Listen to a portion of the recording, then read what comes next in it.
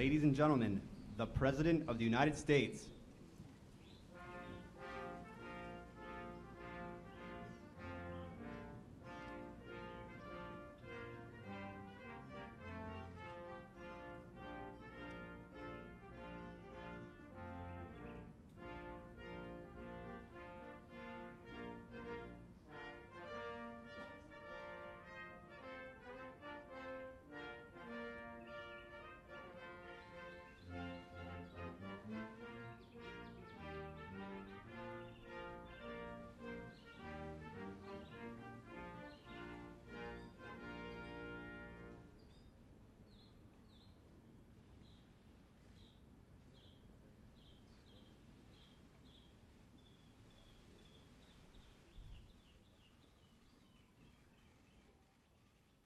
Thank you, everybody. Thank you.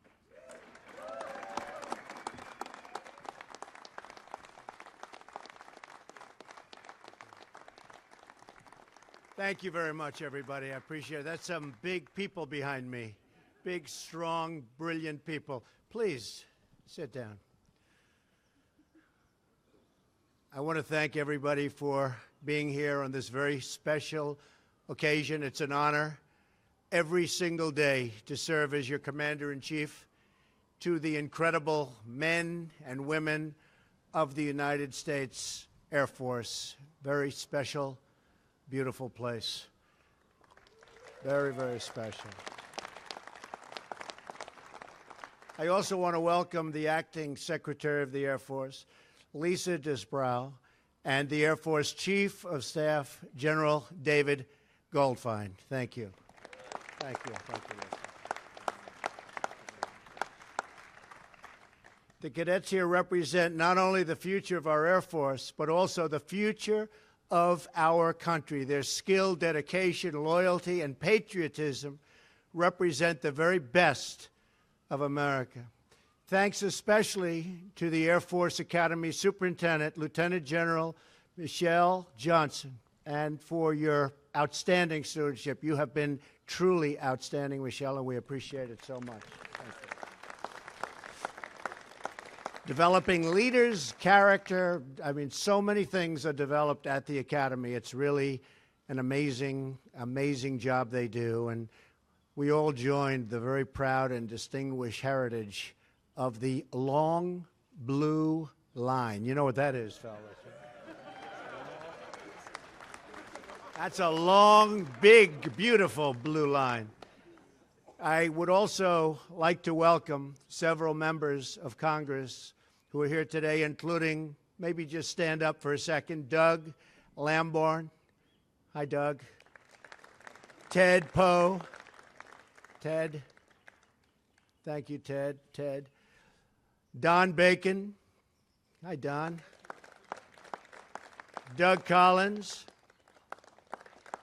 And my friend, Martha McSally, who, by the way, I think can fly a plane maybe better than anybody up here. She's the real deal, right, Martha? She's tough. She likes a certain plane, which I'm going to mention in a minute. She specifically likes a certain aircraft, right? Thank you very much. And how's healthcare coming, folks? How's it doing? All right, we're moving along?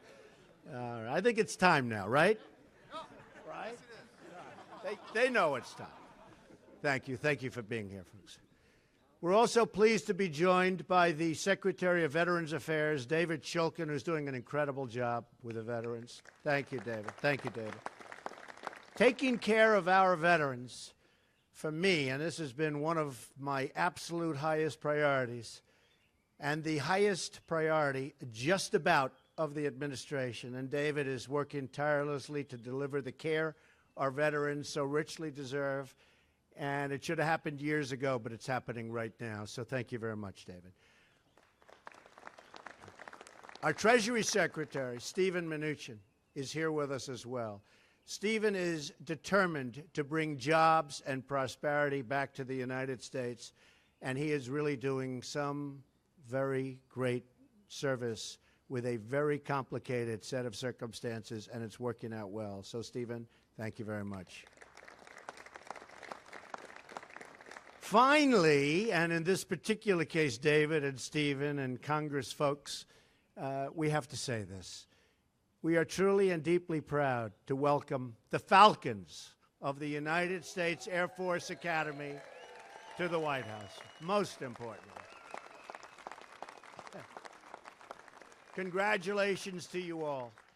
Coach Calhoun, you and your team had quite a season. Like good Air Force guys, you flew under the radar to victory.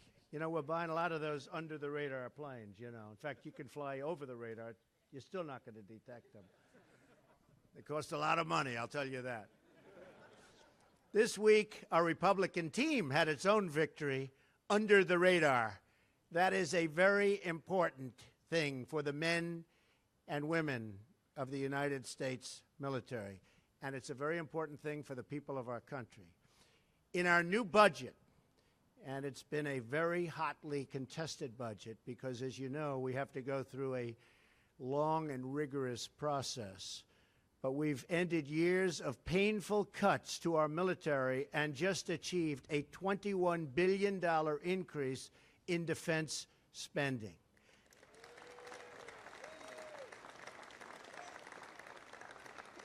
And we didn't do any touting like the Democrats did, by the way. Not only did we achieve this massive and badly needed increase in defense, but we did so without having to put in place an equal increase in non-defense spending, breaking the so-called parity rule that was breaking our budget and degrading our military. And that's not happening anymore. That I can tell you with surety. So you're going to have the money we need and the equipment we need. There will never be a time, I will tell you this, when we will be spending more money. We are doing the necessary funding. We're going to have the finest equipment of all types, whether it's airplanes or ships or equipment in general, that we've ever had in the history of our country. We are taking care of our military, and we're not going to go back to what we were doing for the last long period of time. Our military is going to be taken care of. That I promise you. Thank you. Thank you, folks.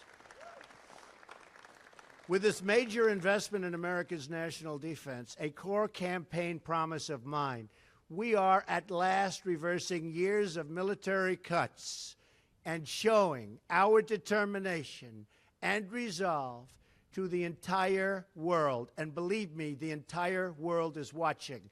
And we have resolve like never, ever before. These long-awaited increases will make America more safe and more secure, and give our amazing service members the tools, equipment, training, and resources they need and they very much deserve. To top that, we achieved the single largest increase in border security funding in 10 years. So we have more money now for the border than we've gotten in 10 years. So the Democrats didn't tell you that. They forgot. In their notes, they forgot to tell you that. With enough money to make a down payment on the border wall. I think they'll go back and check their papers. This includes swiftly replacing ineffective and failing fencing and walls with an unbreakable barrier.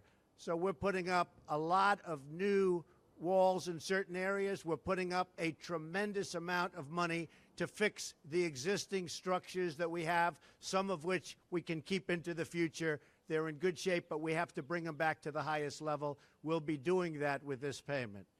And make no mistake, we are beginning to build the wall, and we will keep out the gang members, criminals, drug and human traffickers that threaten our citizens and that threaten our security. Any member of Congress who opposes our plans on border security, and I know these folks didn't, is only empowering these deadly and dangerous threats. And we will not put up with it, and the public won't put up with it. This bill also includes important health care resources for our great coal miners who have not been treated well, but now they're being treated very well, and continues to make funding available so inner-city children here, right in the nation's capital, can go to the school of their choice. Choice is so important. After years of partisan bickering and gridlock, this bill is a clear win for the American people. We brought lawmakers together from both sides of the aisle to deliver a budget that funds the rebuilding of the United States military, makes historic investments in border security, and provides health care for our minors and school choice for our disadvantaged children. Very importantly, there is no long-term bailout for the insurance companies that the Democrats desperately wanted to subsidize, donors, the badly failing Obamacare. Do you know what a donor is, fellas? You'll learn when you get a little older. You'll learn about donors. I used to be a donor. Used to get everything I wanted.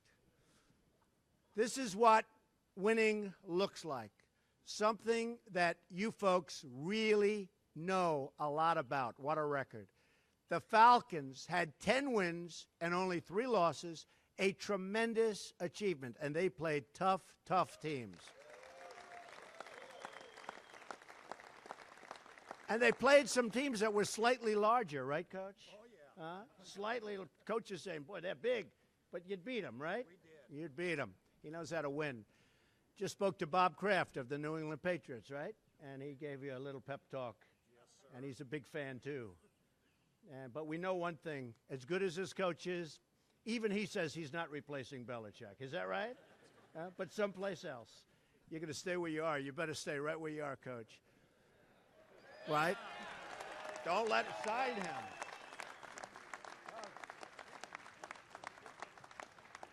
He better never leave us. He better never leave. And the Falcons, not only that, but finished very strong. You ended the season with 6 straight victories, including a win in the Arizona Bowl, which is a big deal. Who did you beat? We beat South Alabama. South Alabama, good team, too. But we all know the games that you're most proud of. I shouldn't say this, because I love these teams, too. Should I say it?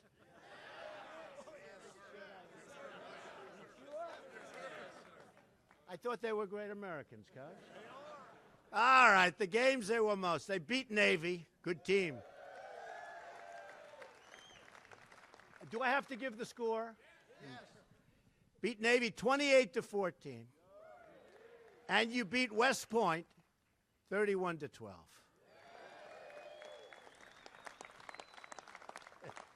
Does anybody feel guilty that you made me do that? No?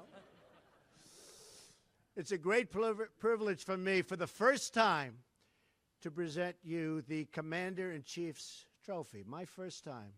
Established in 1972, the Commander-in-Chief's Trophy has been claimed by the Air Force Academy. This is pretty hard to understand. You did go under the radar, Coach. I mean, it's really an amazing thing. A record, listen to this, 20 times. You have the record. More than any other of the service academies. Pretty amazing. As the United States Air Force celebrates its 70th birthday this year, this trophy will serve as a point of pride for the Academy's cadets, graduates, and all of the members, past and present, of the United States Air Force that we love. I love the Air Force. I love those planes. I love buying those planes at a reduced price. I have been really negotiating. I have cut billions. I have to tell you this, and they can check, right, Martha? I have cut billions and billions of dollars off plane contracts sitting here. Do they give me credit? No, but that's okay.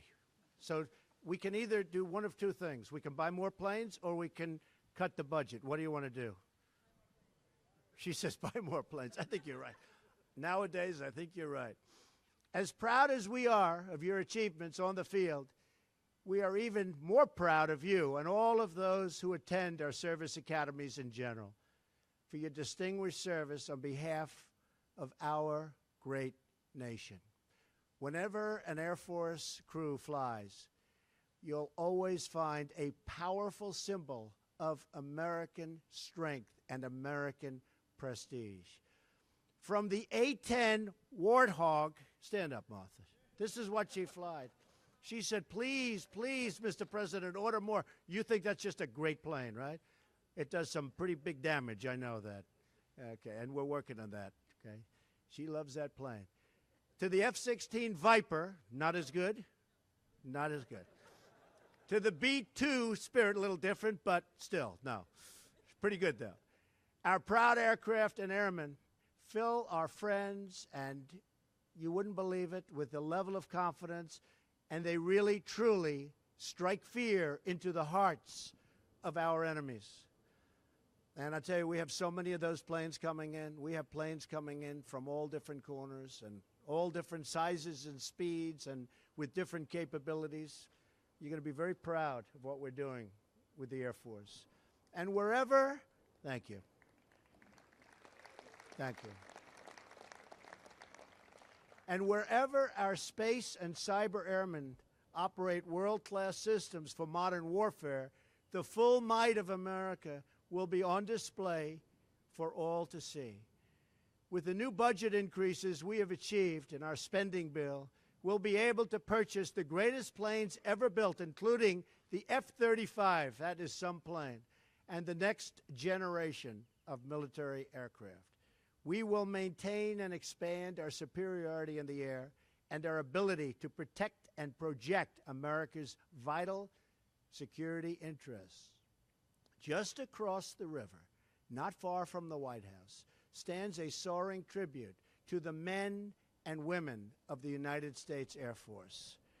The three arching spires of the Air Force Memorial represent the core values of this noble branch of our armed forces. Integrity first, service before self, excellence in all you do.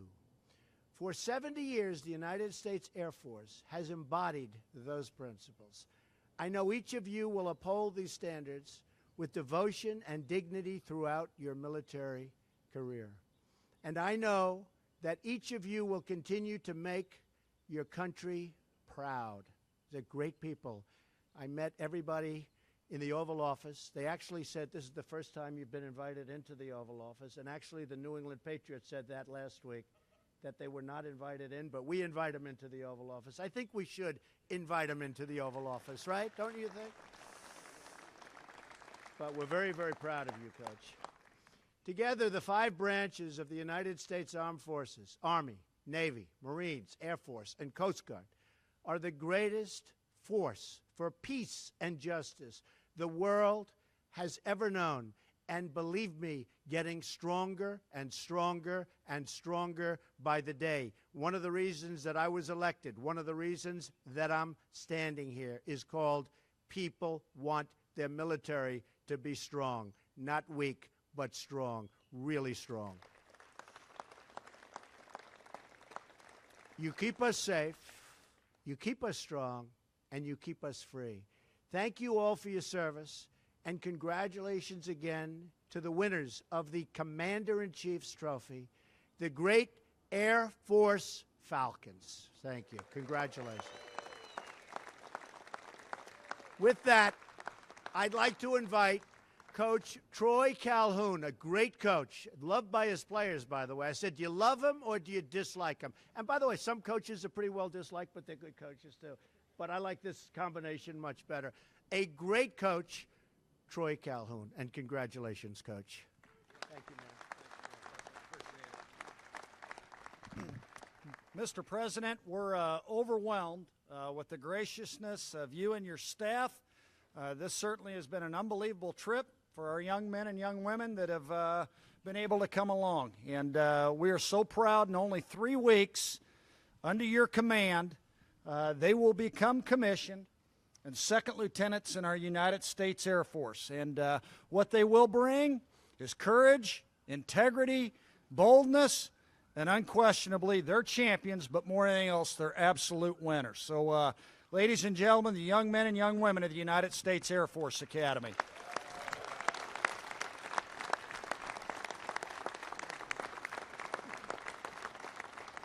Hey, at this time, we have a couple of mementos we'd like to leave for the President.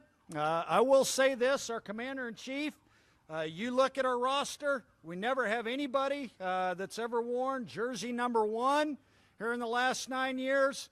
Yeah, I think we got a new tenant holder to that spot. So, sir, I'm going to invite up Weston Steelhammer and Jacoby Owens, 2 of our captains, to present a little gift to you.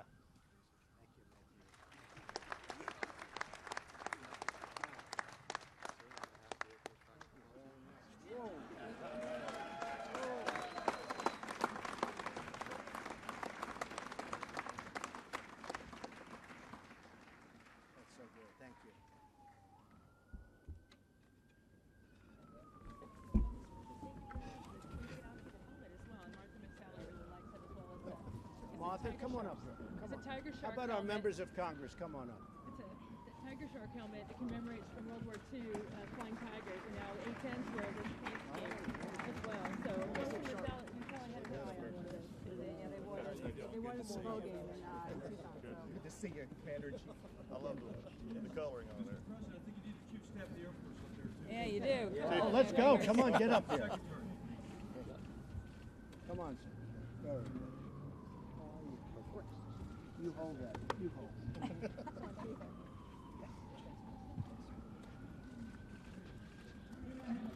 Oh, you gotta see the Who else sides. for a good picture, General? Good design. There we go.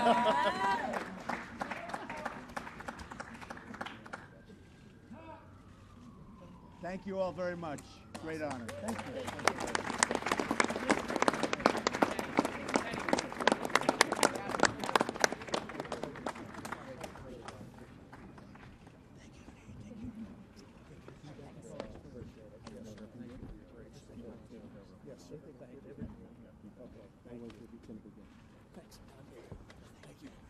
Thank you so much, Commander in Chief. See you later. Yes, sir. Thank you. Thanks for your great support. That guy right there. Right here, sir. Well, you're going to be a lonely guy. Can you guys do replace coach? It'd be hard. They're yours now. I like that.